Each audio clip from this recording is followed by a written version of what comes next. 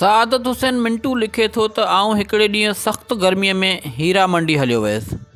जंहिं घर में वियुसि उते जी मौजूदु तवाइफ़ पंहिंजे कमरे में 2 अदद विंडो एयर कंडीशन हलाए मथां कंबल विझोसीअ में ॾकी रही हुई।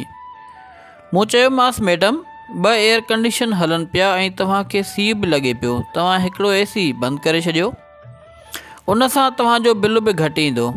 उन ॻाल्हि ते तवाइफ़ मुस्कुराए चयो त असांखे कहिड़ो बिल पंहिंजे खीसे मां ॾियणो पवंदो आहे। मिंटू लिखे थो, काफ़ी साल गुज़री विया ऐं मूंखे गुजरांवाला असिस्टेंट कमिश्नर वटि कंहिं कम सां अॻे वञिणो पियो।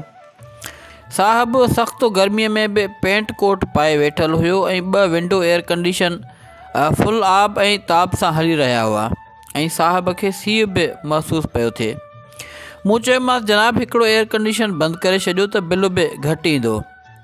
उन ते साहब बहादुर चयो त असांखे कहिड़ो बिल पंहिंजे खीसे मां ॾियणो पवंदो आहे। मिंटू चवे थो, मुंहिंजो ज़हन फौरी तौर ते उन हीरा मंडीअ वारी तवाइफ़ ॾांहुं हलियो वियो त हिननि ॿिन्ही जा मकालमा ऐं सोच हिकु जहिड़ी आहे। तॾहिं आउं सॼो मामिलो सम्झी वियुसि, याने हिन मुल्क जा समूरा इदारा अहिड़ी ई तवाइफ़ जहिड़ी सोच रखंदड़ माण्हुनि जे हथनि में आहिनि।